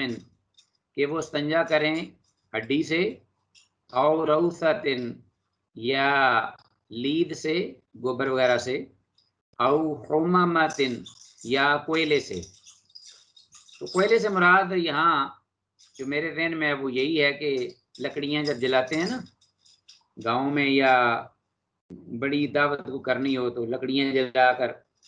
آج بھی شادیوں بیاہوں میں بڑی بڑی لکڑیاں گاؤں میں اس پر دیگیں پکاتے ہیں، تو وہ لکڑیاں جب بالکل جل جاتی ہیں تو وہ کالا سیاہ جو ہے وہ پیچھے راکھ ایندھن بن جاتا ہے، کوئلے جسے کہتے ہیں، اور وہ دوبارہ بھی ان کو آگ لگا کر تپایا جا سکتا ہے۔ جیسے کہ آپ نے باربیکیو کبھی کی ہو تو اس میں کوئلے جو ہیں وہ رکھ کر اس میں آگ لگائی جاتی ہے اور پھر وہ گرم ہو جاتے ہیں اور اس پر پھر وہ اپنا جو گوشت کے پیسز ہیں وہ ان کو بھونا جاتا ہے۔ تو بہرحال حمامۃ، کوئلہ، جنہوں نے اللہ کے رسول صلی اللہ علیہ وسلم سے یہ عرض کی کہ اللہ کے رسول اپنی امت کو روک دیجئے، انسان امت جو ہے اپنی انسانی امت کو، کہ وہ استنجا کریں ہڈی سے، استنجا نہ کریں اور نہ لید سے یا کوئلے سے۔ فإن اللہ جعل لنا فیہا رزقا، پس بے شک اللہ نے بنا دیا ہے ان چیزوں کو، فیہا، اس میں، رزقا، رزق، تو ان چیزوں کو ہمارے لیے رزق کر دیا، بنا دیا ہے۔ تو جیسے بھی آپ نے پیچھے پڑھا ہوگا صحیح بخاری میں بھی غالباً رسول اللہ صلی اللہ علیہ وسلم نے دعا کی کہ اے اللہ میرے جنوں کی جو جماعت ہے اس کے لیے اس میں رزق جو ہے وہ رکھ دے۔ تو بہرحال یہ ہڈی اور لید اور کوئلہ یہ معلوم ہوا کہ جنوں کی خوراک ہے یا ان کے جانوروں کی یا ان کے زیر استعمال چیزیں ہیں، یہ رزق ہے ان کے لیے۔ فنہانا رسول اللہ صلی اللہ علیہ وسلم عن ذلک، تو ہمیں رسول اللہ صلی اللہ علیہ وسلم نے اس سے منع کیا، فنہانا، ان جنوں کے کہنے پر پھر اللہ کے رسول صلی اللہ علیہ وسلم نے روک دیا ہم کو۔ حضرت عبداللہ بن مسعود رضی اللہ عنہ فرما رہے ہیں کہ ایسا کرنے سے۔ اس کے بعد رواہ ابو داود، امام ابو داود نے سنن ابی داود میں اس کو ذکر کیا ہے، حدیث اعلیٰ کی سند حسن یعنی صحیح ہے۔ جنات کوئلے سے بھی فائدہ اٹھاتے ہیں، تو کوئلے سے فائدہ کیسے جنات اٹھاتے ہیں؟ لید کا تو معاملہ ہو گیا کہ ان کے جانور کھاتے ہوں گے یا ہڈی وہ خود کھاتے ہیں، تو کوئلے سے جیسے کھانا پکانا اور سردی کے موسم میں آگ تاپنا اور روشنی وغیرہ کرنا، اس لیے کوئلہ بھی ان کا رزق کہا گیا۔ تو جیسے بھی بہرحال وہ اس کو استعمال میں لاتے ہیں جیسے انسان لاتے ہیں، آگ تاپنا، حالانکہ آگ سے پیدا ہوئے ہوئے ہیں اور اس کے باوجود انہیں سردی لگتی ہے، بالکل لگتی ہے، سردی بھی اور گرمی بھی لگتی ہے ان کو، اسی لیے جہنم میں جائیں گے تو انسان اور جن دونوں جائیں گے، اور جس طرح انسانوں کو تکلیف ہوگی جہنم کی آگ کی، اسی طرح جنوں کو بھی جہنم کی آگ کی اسی طرح تکلیف اور عذاب ہوگا جو نافرمان ہوں گے۔ اور ابلیس ان میں سرفہرست ہے جو کہ کانا من الجن ففسق عن امر ربہ، جس نے اپنے پروردگار کی نافرمانی کی، بہک گیا اور ملعون ٹھہرا، اس کو عذاب ہوگا سب سے بڑا جہنم کا عذاب، لیکن جنوں میں سے ہے، وہ جن ہے، تو دوزخ کا عذاب جو ہے کہ جن میں سے، جن آگ سے پیدائش ہے اس کی، تو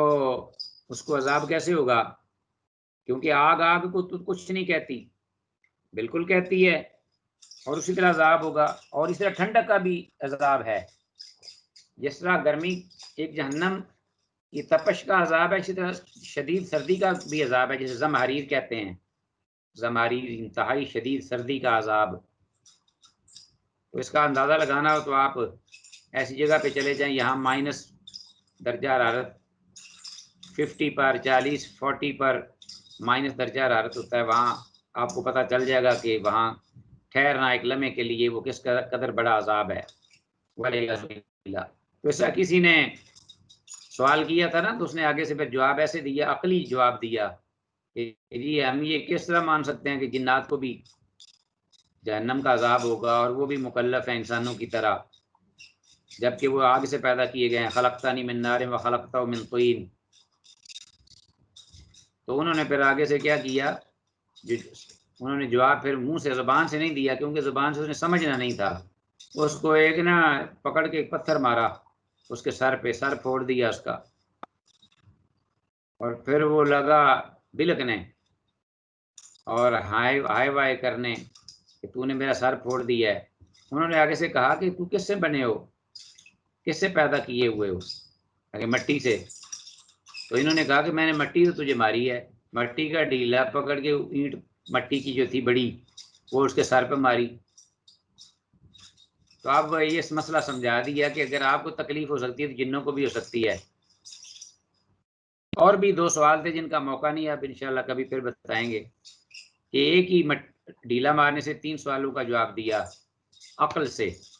کوئی نقل سے نہیں مانتے کتاب اللہ سنت رسول اللہ کی، تو پھر ان کو عقلی طور پہ سمجھانا پڑتا ہے پریکٹیکلی، تاکہ ان کے ہوش ٹھکانے آ جائیں۔ حدیث 376، ہر نماز کے وقت مسواک کرنے کی اہمیت و افادیت۔ باب السواک کے سلسلے میں یہ پہلی حدیث ہے کہ ہر نماز کے وقت مسواک کرنے کی اہمیت و افادیت۔ اگرچہ یہ فرض تو نہیں، نہ واجب ہے مسواک ہر نماز کے وقت، لیکن مستحب ضرور ہے۔ اس کی بڑی اہمیت ہے اس اعتبار سے کہ وضو کرتے وقت انسان جو ہے مسواک استعمال کرے، تو وہ ایک دن میں 5 بار اس نے ہلکی مسواک بھی کی ہوگی، تو ماشاءاللہ بہت ساری، جیسا کہ بعض معالجین اور طب کے میدان میں بھی یہ بات جو ہے تحقیق کے بعد ثابت ہوئی ہے کہ انسان کا خاص طور پہ جو سٹمک ہے نا وہ بڑا صحیح رہتا ہے، دانت اس کے ٹھیک رہتے ہیں، اور تو آپ کو پتہ ہے کہ جب سٹمک آپ کا ٹھیک ہے تو اللہ کے فضل سے ہر چیز آپ کی ٹھیک ہے۔ لیکن مسلسل انسان مسواک کو رکھے اپنا بچپن سے، تو دانت بھی بڑی عمر کی ایج تک بھی انسان کے جو دانت ہیں وہ مضبوط رہتے ہیں اور صاف اور صحیح رہتے ہیں، بڑی اس کی اہمیت ہے۔ تو آج چونکہ متبادل چیزیں ہیں، وہ ظاہر ہے کہ ان کا وہ اثر تو نہیں ہے، صفائی تو کرتی ہیں وہ، لیکن وہ کیمیکلز ہوتے ہیں اس میں، صفائی کے ساتھ ساتھ وہ حشر نشر کر دیتی ہیں دانتوں اور مسوڑوں کا۔ 2-3 بار آپ برش جو ہے وہ کریں تو بڑی جلدی آپ کے جو مسوڑے ہیں وہ خراب ہو جاتے ہیں، ختم ہو جاتے ہیں۔ ابو ہریرہ رضی اللہ تعالیٰ عنہ سے روایت ہے، قال، وہ کہتے ہیں، قال رسول اللہ صلی اللہ علیہ وسلم، اللہ کے رسول صلی اللہ علیہ وسلم نے ارشاد فرمایا، لولا، اگر نہ، ان اشق علی امتی، یہ تکلیف دی جاتی، مشقت ڈال دی جاتی میری امت پر، یعنی باعث مشقت نہ ہوتا میری امت پر یہ کام، لولا، اگر نہ ہوتا یہ باعث مشقت، علی امتی، میری امت پر یہ کام، تو لامرتہم، تو میں ان کو حکم دیتا، بتاخیر العشاء، عشاء کی نماز کو مؤخر کرنے کا، ڈیلے کرنے کا، وبالسواک عند کل صلاۃ، اور اسی طرح میں حکم کرتا ان کو ہر نماز کے وقت مسواک کرنے کا حکم۔ تو جب حکم آ جاتا تو وہ واجب فرض ہو جاتا، تو چونکہ حکم نہیں کیا امت پر سختی اور مشقت کے ڈر سے، لیکن ایک بات واضح ضرور ہو گئی کہ مسواک کی اہمیت ہر وضو کے وقت اگر وہ کرے تو بڑی ہی محبوب عمل اور چیز ہے، اور اس کی اہمیت سے اندازہ لگا سکتے ہیں کہ رحمت للعالمین جب اللہ کے پاس وصال ہوا، آپ کا وفات پائی آپ صلی اللہ علیہ وسلم نے، تو آپ کو علم ہے کہ حضرت عائشہ رضی اللہ عنہا نے آپ نے اشارہ کیا باقاعدہ، آپ کے جو بردر اللہ تھے ان کے سامنے مسواک کر رہے تھے اور آپ صلی اللہ علیہ وسلم نے اشارہ کیا حضرت عائشہ رضی اللہ عنہا کو کہ وہ مسواک جو مجھے چاہیے، مجھے مضرورت محسوس ہو رہی ہے، تو آپ نے حضرت عائشہ رضی اللہ عنہ نے وہ مسواک لے کر اپنے دانتوں سے چبائی، اس کو نرم کیا اور پھر رسول اللہ صلی اللہ علیہ وسلم کی خدمت میں پیش کی۔ تو نقاہت کی وجہ سے چونکہ آپ چبا نہیں سکتے تھے، اس لیے یہ کام حضرت عائشہ رضی اللہ عنہ نے کیا۔ تو گویا کہ یہ ایک سعادت تھی بہت بڑی، جسے حضرت عائشہ رضی اللہ عنہ یاد کر کے تذکرہ کیا کرتی تھیں کہ اللہ نے میرے اور میرے محبوب اور میرے پیغمبر صلی اللہ علیہ وسلم کے لعاب کو ایک ساتھ آخر میں ملا دیا۔ تو گویا آپ نے آخری وقت میں جو عمل کیا تھا وہ نماز، آپ نے وہ اپنا یہ مسواک کی تھی، اس کی اہمیت اتنی زیادہ ہے۔ تو گویا آپ نے اس حالت میں بھی کتنی نقاہت تھی اور پریشانی تھی کہ جس میں آپ اللہ کے پاس چلے گئے تھے، لیکن آپ نے اس عمل کو اگنور نہیں کیا۔ اسلام دین فطرت ہے جس میں لوگوں کی سہولت اور آسانی کو مد نظر رکھا گیا ہے۔ نمبر 2، عشاء کی نماز، یعنی لامرتم بتاخیر العشاء، کتنی عشاء مؤخر کی جا سکتی ہے باعث اجر و ثواب ہو۔ عشاء کی نماز میں تہائی رات تک، یعنی 1/3 یا آدھی ہاف رات تک تاخیر کرنا جمہور علماء کے نزدیک مستحب ہے، یعنی اکثر اہل علم وہ کہتے ہیں کہ یہ مستحب ہے، زیادہ فضیلت والا ہے، اور اس سے زیادہ دیر کرنا جائز نہیں، آدھی رات سے یا 1/3 سے، چونکہ اس وقت تک دیر کرنے میں امت پر دشواری تھی۔ اس لیے آپ صلی اللہ علیہ وسلم نے عشاء کی نماز سرخی غائب ہونے کے، یعنی مغرب کے بعد جو سرخی ہوتی ہے، شفق، سرخی غائب ہونے کے بعد پڑھنے کی اجازت مرحمت فرما دی۔ تو گویا کہ اس کا ٹائم شروع ہو جاتا ہے سرخی غائب ہونے کے بعد عشاء کا، تو آسانی کے لیے تاکہ لوگ جلدی سو جائیں اور صبح اگر تھکے ہوئے ہیں تو جلدی اٹھیں اور کام کے لیے چلے جائیں۔ تو یہ اللہ کے رسول صلی اللہ علیہ وسلم نے ہمارے لیے آسانی فرمائی، لیکن اس کا یہ مطلب نہیں ہے کہ ایک آدمی جان بوجھ کر باجماعت نماز کو چھوڑ دے اور کہے کہ جی میں دیر کر کے نماز پڑھوں گا اور اکیلا پھر نماز پڑھے، یہ جائز اور درست نہیں ہے۔ آپ کو علم ہے کہ صحابہ باقاعدہ عشاء کی نماز کے لیے انتظار کرتے تھے، اور بس اوقات ان کے سر جو ہیں وہ ڈھلکنا شروع ہو جاتے، یعنی اچکولے کھانا نیند کی وجہ سے، تھکاوٹ کی وجہ سے، اور آپ لیٹ کرتے تھے بس اوقات۔ عشاء کی نماز کو ایک ٹائم میں نہیں آپ نے پڑھا، کبھی آپ پہلے پڑھ لیتے، کبھی درمیانے ٹائم، کبھی آپ نے لیٹ بھی کیا ہے،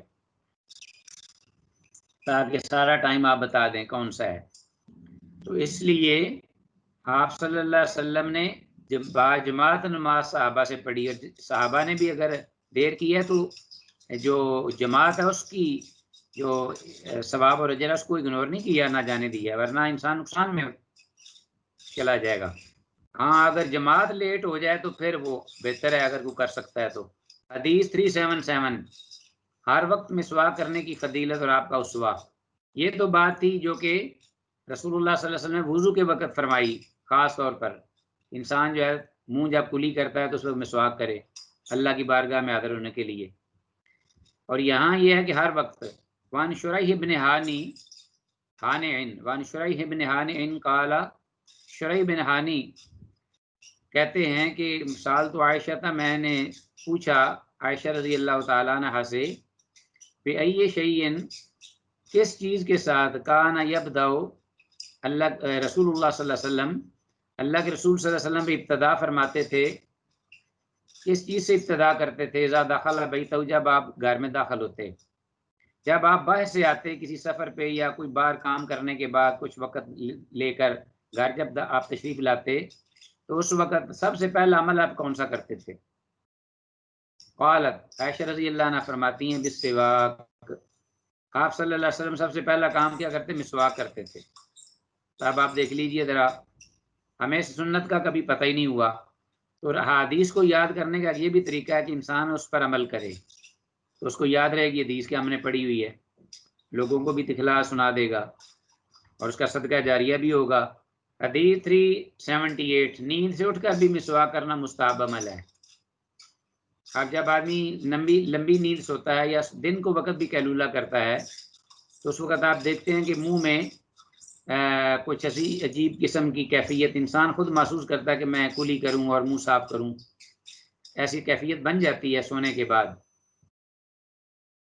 تو اس کے ازالے کے لیے یہ کہا وان حذیفہ رضی اللہ عنہ قال کان النبی صلی اللہ علیہ وسلم اذا قام للتہجد من اللیل یشوث فاہ بالسواک، جب آپ صلی اللہ علیہ وسلم تہجد کے لیے اٹھتے، یعنی نیند کے بعد تہجد کے لیے آخری پیر، عام طور پر جب ثلث اللیل ہوتا تو تہجد کا بہترین ٹائم وقت وہ ہے، تو رات کو جب اٹھتے تہجد کے لیے تو یشوث فاہ، تو آپ صلی اللہ علیہ وسلم اپنے منہ کی صفائی فرماتے، یشوث فاہ بالسواک کے مسواک کے ساتھ۔ تو شاسا یشوسو اس کا معنی ہے اچھی طرح سے آگے پیچھے سے گلے تک کے اور اوپر نیچے دائیں بائیں صفائی کرنا، ہلا ہلا کے ہاتھ کو ادھر ادھر حرکت دے کر، اس کا معنی ہے یشوسو، صفائی کرتے تھے۔ متفق علیہ۔ حدیث کے فوائد، نیند سے اٹھتے وقت چونکہ منہ کا مزہ بدلا ہوا ہوتا ہے، اس لیے اس وقت مسواک کرنا مستحب عمل ہے، جیسا کہ ہم اس کا کرتے ہیں اپنا تجربہ بھی۔ اور اسی طرح حدیث میں الفاظ یشوث فاہو کا مطلب ہے اپنا منہ صاف کرتے آپ صلی اللہ علیہ وسلم، ملتے اچھی طرح اور آگے پیچھے سے اچھی طرح صاف کرتے۔ تو عزیز طلبہ، یہ تھے آج کی حدیث کا سلسلہ جو ہم نے الحمدللہ اللہ کی توفیق سے ختم کیا، اور یہ سبق اختتام کو پہنچا اس ویکینڈ میں۔ اور اس کے لیے جو سوالات ہیں چند ایک وہ بھی میں آپ کے سامنے رکھتا ہوں۔ پچھلا جو لیسن تھا گزشتہ کل کا، اس کے سوالات میں نے ایڈ کر دیے تھے، وہ انشاءاللہ آپ جو اپلوڈ کیے ہیں میں نے، وہ آپ کے دروس لیسن تینوں، تو اس میں جو گزشتہ سبق جو تھا اس کے آخر میں نے سوالات بھی ڈال دیے ہیں، تو آپ وہاں سے مطالعہ کر سکتے ہیں، دیکھ سکتے ہیں۔ تو آج کے سبق کے حوالے سے جو اپنا ہے سوالات وہ آپ کے سامنے ہیں چند ایک۔ پہلا سوال یہ ہے کہ کن لوگوں کی طہارت کے اہتمام میں قرآن حکیم کی آیت کریمہ نازل ہوئی؟ یہ ہم نے حدیث میں پڑھا ہے نا پیچھے، فیہ رجال یحبون ان یتطہروا واللہ یحب المطہرین، تو کون سے لوگ تھے جن کے حق میں یہ نازل ہوئی؟ اسی طرح حدیث میں مذکور لفظ الخراء سے کیا مراد ہے؟ لقد علمکم نبیکم حتی الخراء، یہ بیت الخلاء کرنا یا بیٹھنا قضاء حاجت کے لیے۔ اسی طرح کن لوگوں کی شریعت میں نجاست لگ جانے سے بدن اور کپڑے کو اسی مقدار میں چھیل اور کاٹ دیا جاتا؟ کون سے لوگ تھے؟ یہودی تھے، ان میں یہ اور بھی چیزیں تھی، کہیں کہا جاتا ہے کہ کوئی کھانا جو ہے وہ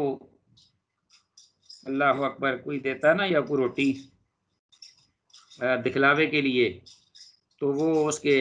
دروازے پر لٹکی ہوتی تھی صبح جب اٹھتا تھا، اور بھی کئی چیزیں تھیں۔ نجاست لگ جاتی تو بدن اور جسم جو ہے وہ اس کو وہاں سے چھیلنا پڑتا، کاٹنا پڑتا تھا۔ اللہ نے اس امت پر بڑی فضل کیا اور انعام کیا ہے۔ اسی طرح وہ قربانیاں دیتے تو جس کی قبول ہوتی، آگ آسمان سے اس کو جلا کر راکھ کر دیتی، جبکہ ہماری اس امت میں الحمدللہ ہم خود سارا کچھ کھاتے ہیں اور انجوائے کرتے ہیں۔ نمبر 4، جنات کوئلے سے کس طرح فائدہ اٹھاتے ہیں؟ یہ بھی ہم نے ذکر کیا ہے۔ اور نمبر، عشاء کی نماز کو کس حد تک مؤخر کرنا جمہور علماء کے نزدیک مستحب عمل ہے، اس سے زیادہ نہیں۔ آدھی رات اور ثلث اللیل 1/3 تک کر سکتے ہیں، پھر آدھی رات سے آگے نہیں، وہ ٹائم ختم ہو جاتا ہے۔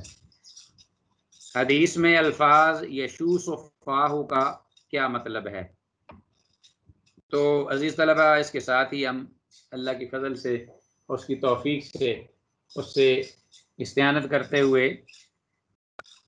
اپنے سبق کا اختتام کرتے ہیں۔ ہمارے پاس ٹائم ہے 43، قریباً 15 منٹس مزید ہیں، اور اس میں چاہ رہا تھا ایک دو باتیں آپ سے کہوں۔ ایک تو یہ ہے کہ وہ انشاءاللہ باقاعدہ میں اس میں اپلوڈ کر لوں گا، اور آپ کو وہ پہنچ جائیں گے جو موضوعات ہیں آپ نے جو اپنا جن موضوعات پہ آپ نے اسائنمنٹ بنانی ہے، تیار کرنی ہے، تو ہر اسٹوڈنٹ جو ہے اس کے نام کے ساتھ آگے وہ میں لکھ دوں گا، اور یہ ذہن میں رہے کہ یہ جو اسائنمنٹ ہے جو میں نے دی ہے وہ آپ کے حدیث کے سبجیکٹ سے متعلقہ ہے، یعنی ان حدیث میں سے بعض چیزوں کو موضوع بنایا گیا ہے، وہ اس لیے کہ تاکہ جو آپ کتاب پڑھ رہے ہیں سارا زیادہ سے زیادہ آپ کو فائدہ ہو، اور بار بار آپ کو پڑھنے سے آپ کو اس پہ فوکس ہوگا نا جب، تو بہت زیادہ فائدہ آپ کو ہوگا اپنے اصل نصاب کا، وگرنہ یہ بھی ہو سکتا تھا کہ میں کہیں اور سے باہر سے بھی آپ کو موضوع دے دیتا، نہیں، لیکن احادیث کے اوپر جو ٹاپکس میں نے دیے ہوئے ہیں ہر حدیث سے پہلے ان کو زیادہ تر موضوع بنایا میں نے، اور پھر ساتھ یہ بھی ہے کہ دیگر جو سبجیکٹس ہیں آپ کے ان میں تو کچھ اور طریقہ کار ہوگا جو اساتذہ آپ کے بتائیں گے آپ کو، جو آپ نے لیسن تیار کرنا ہے، لیسن ڈیلیور کرنے کے لیے، جس میں وہ استاد سنیں گا اور آپ کے دیگر ساتھی سنیں گے، تو وہ ہر ایک کو اس پر مارکس ہوں گے سالانہ امتحان میں، اور جس اسائنمنٹ میں مارکس ہیں اسی طرح اس لیکچر میں مارکس ہیں، اس میں بھی میں نے آپ کی سہولت کے لیے، بلکہ سہولت نہیں، آپ کے فائدے کے لیے زیادہ میں نے یہ کیا ہے کہ جو آپ کو موضوع دیا جائے گا نا اسائنمنٹ، جو کہ آپ لکھیں گے، بنائیں گے، تیار کریں گے، اسی اسائنمنٹ پہ آپ نے لیکچر دینا ہے، تو آپ کے لیے ایزی ہو جائے گا، اس کے لیے بجائے اس کے کہ اسائنمنٹ کے لیے آپ الگ محنت کریں اور پھر لیکچر کے لیے آپ الگ محنت کریں، موضوع ڈھونڈیں، تو جو آپ اسائنمنٹ لکھیں گے، تیار کریں گے، جو موضوع ہوگا وہی موضوع آپ کے اپنا لیکچر ڈیلیور کرنے کا ہوگا، اور اس میں آپ باقاعدہ اپنا ایک لیسن پلان بنائیں، اس موضوع کو سامنے رکھ کر اس کی اپنا پلان کریں اس کو، جس طرح کہ پورا ایک لیسن دیا جاتا ہے آدھے گھنٹے کا، لیکن یہ ضروری نہیں کہ میں آدھا گھنٹے کا آپ کا سنوں، میں بعض بچوں کا زیادہ بھی سن سکتا ہوں، کم بھی سن سکتا ہوں، اور ہو سکتا ہے بعض بچے کا 5 منٹ میں سن لوں اور بعض بچوں کے 2-3 منٹ، یعنی اندازہ سے ہو جائے، تو گویا کہ آپ کو یہ پتہ ہونا چاہیے کہ الحمدللہ دینی کاز کے لیے جو چیزیں ہیں بڑی اہم، وہ 2 ہیں سر فہرست، ایک انسان کی تحریر اس میں جان ہو، اور ایک اس کی جو تقریر ہے زبان اس کے اندر تاثیر ہو، تو یہ دونوں چیزوں کا دین کی اشاعت کے لیے، نشر و اشاعت اور دین کی تبلیغ کے لیے ان دونوں چیزوں کی بڑی اہمیت ہے، اور جو اصحاب علم جن کو اللہ نے یہ دونوں نعمتیں عطا کی ہیں، وہ ماشاءاللہ ایک رہنما کا کام، ریفارمر کا کام کرتے ہیں دین کے حوالے سے، اور وہ اللہ ان کو زبان بھی دیتا ہے، اور تحریر بھی اچھی ہوتی ہے، تقریر بھی اچھی ہوتی ہے، مؤثر، دونوں چیزیں دونوں میدانوں میں وہ بڑا کام کرتے ہیں، تو اس لیے اس بات کی ضرورت ہے کہ آپ کی تحریر بھی صحیح ہو، لکھنے میں آپ کی پریکٹس ہو، اور ساتھ ہی یہ ہے کہ یعنی آپ کی تصنیف و تالیف آگے چل کے آپ نے کرنا ہے، لکھنا ہے نشر و اشاعت کے لیے، اور اسی طرح آپ نے دروس اور تقاریر اور وعظ اور نصیحت اور اس طرح خطبات، یہ ساری چیزیں جگہ جگہ آپ کو ہر وقت اس کا تیار رہنا چاہیے آپ کو، تو اس کے لیے بہت ضروری ہے کہ آپ، تو میں نے اسی لیے آپ کے اس حدیث کے مادے کو ہی، یعنی سبجیکٹ کو ٹاپک کے طور پہ لیا ہے کہ اسائنمنٹ بھی اسی سے دی جائیں گی، اور وہی اسائنمنٹ آپ کی وہ جو لیکچر کا پر لیکچر ہوگا، تو آپ نے اس کو تحریراً بھی اور تقریراً بھی اپنا اچھے انداز سے اس کو پیش کرنا ہے، تو انشاءاللہ اس حساب سے آپ کو مارکس ملیں گے، تو وہ میں باقاعدہ اس کو انشاءاللہ ایڈ کروں گا LMS میں، تو جس طرح آپ کے پاس وہ پہنچ جاتا ہے، اپنا کوئز پہنچ جاتے ہیں آپ کے پاس، اور لیسن جو ہے وہ پہنچ جاتا ہے، اسی طرح یہ آپ کو انشاءاللہ یہ ٹاپکس بھی پہنچ جائیں گے آپ کی اسائنمنٹ کے لیے اور لیکچر کے لیے، تو اور کوئی بات آپ نے کو پوچھنی ہے تو آپ پوچھ لیجئے، ابھی کوئی ٹائم ہے میرا خیال ہے، ہاں 10 منٹ آپ کے پاس ہیں ابھی۔ السلام علیکم۔ وعلیکم السلام ورحمۃ اللہ وبرکاتہ۔ استاذ محترم، یہ اگلا امتحان جو ہے یہ جی نئے اسباق میں ہوگا؟ کون سا؟ جو اینول ایگزام ہے۔ اینول ایگزام، ہاں جی، وہ جو ہم پڑھیں گے نا، وہ جو اب ہم نے مڈ ٹرمز کے بعد جو ہم نے پڑھا ہے اسی میں سے ہوگا زیادہ تر، تھوڑا بہت شاید ہو اس کو پالیسی دیکھیں گے، ابھی تو اس بارے میں انہوں نے ہمیں بریف نہیں کیا انتظامیہ نے پیٹرن کیا ہوگا، لیکن زیادہ تر آپ کو سوالات اسی میں سے دیے جائیں گے جو اب ہم پڑھ رہے ہیں، اس لیے کہ آپ جو صحیح کوئز پروگرام سوالات دیتے ہیں آپ کو دیتے ہیں نا، وہ ایک طرح کا ساتھ ساتھ آپ کا امتحان ہم وہاں سے لے رہے ہیں، تو میں جو بھی ہفتے میں آپ کو سبق پڑھاتا ہوں وہی جو ہے وہ کوئز بھی اسی میں سے دے دیتا ہوں، تو اب پیچھے دو طرح سے ہم نے وہاں سے آپ کو کا امتحان لے لیا ہے، کوئز سوالات بھی دے کر اور مڈ ٹرم میں بھی، تو کوئی اگر ہوا بھی تو بہت تھوڑا معمولی کوئی ایک آدھ جو ہے کوئی سوال شاید دے دیں، لیکن زیادہ جو ہے وہ اسی سے ہی ہوگا جو آپ اب پڑھ رہے ہیں، اور اس میں آپ زیادہ تر فوکس کریں یہ جو ٹاپکس ہیں اوپر حدیثوں کے اوپر، اور دوسرا یہ جو آپ کو سوالات دیے جاتے ہیں آخر میں انہی کو بار بار دہرائیں گے نا، پڑھیں گے تو پھر انشاءاللہ آپ کا امتحان جو ہے وہ ایزی ہو جائے گا، وہ اس لیے میں یہ کر رہا ہوں کہ کیونکہ پوری مشکات کو پڑھنا آپ لوگوں کے لیے بار بار اس کو حفظ یاد کرنا مشکل ہے، لیکن یہ چیزیں وہ ضروری ہیں، مشکات کی عبارت اور اس کا ترجمہ پڑھنے کے بعد یہ چیزیں ضروری ہیں، ان کو ذہن میں رکھنا ہے، جزاک اللہ۔ اور اگر آپ کی کلاس میرے سامنے ہوتی تو پھر میں آپ کے پاس سوالات نہیں تو میں آپ سے سوال کرتا، اس لیے کہ سوالات ذہن میں لکھ کر بنا کر لایا کرو، ساتھ کبھی کبھی ٹائم ہوتا ہے نا، تو آج ذرا میرے پاس ٹائم نہیں تھا اس لیے میں نے یہ احادیث کم رکھی ہیں، ورنہ میرا ذہن تھا کہ احادیث کو جو ہمارا ٹائم لگا ہے امتحانوں میں 2 ہفتے کا وہ اس کی کمی پوری کی جائے کسی طریقے سے، جتنی زیادہ حدیثیں پڑھ لیں گے اتنی بہتر ہے، نگاہ سے نکالنے والی بات ہے، تو السلام علیکم۔ وعلیکم السلام۔ جی استاد محترم، میرا سوال یہ ہے کہ عام طور پر یہ کہا جاتا ہے کہ جب ہم جوتے لگا کے نماز پڑھتے ہیں تو یہ کسی جی خاص حالت کے لیے، جیسے آپ جنگ میں ہیں یا کسی بہت زیادہ مجبوری میں ہیں تو تب ہی کر سکتے ہیں، عام روٹین میں نہیں کر سکتے، تو کیا جی اس کا کوئی تعلق ہے کسی خاص موقع کے ساتھ، یا عام روٹین میں بھی جو ہے نا انسان جوتے پہن کے نماز اس کے جوتے پاک ہوں وہ نماز پڑھ سکتا ہے؟ جی بالکل، عام روٹین میں بھی پڑھ سکتا ہے، کوئی رکاوٹ نہیں ہے، اور کوئی ممانعت نہیں ہے، نہ یہاں کوئی ایسی حدیث ہے ممانعت کی، صرف یہ ہے کہ اب چونکہ آپ کو پتہ ہے کہ مساجد ماشاءاللہ اتنی کمفرٹیبل ہیں، اور اس میں قالین بچھے ہوتے ہیں، اور اس میں جناب یہ ہے کہ ہر طرح کا اہتمام، اوپر اس کے پھر ڈبل ٹرپل اپنا اس کی صفیں ہوتی ہیں، صاف ستھری ہر چیز، تو وہ ایک ذرا وقار اور تہذیب کے خلاف یہ چیز لگتی ہے کہ آدمی جو ہے وہ اپنے جوتوں سمیت اس چیز کی پرواہ نہ کرے، لیکن اگر صحرا میں ہے، اگر وہ سفر میں ہے، راستے میں ہے، نماز وہ وہاں پڑھ رہا ہے، نیچے بچھانے کو کوئی چیز نہیں اس کے پاس، تو ڈیفینیٹلی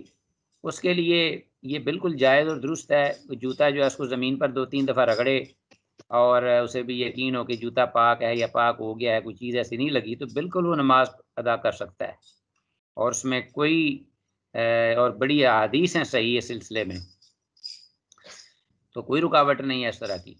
وہ صرف آج کل چونکہ اپنا مساجد میں ضرورت نہیں رہی اس بات کی، تو بندہ آج کل بھی وہ لوگ جو موزے پہنتے ہیں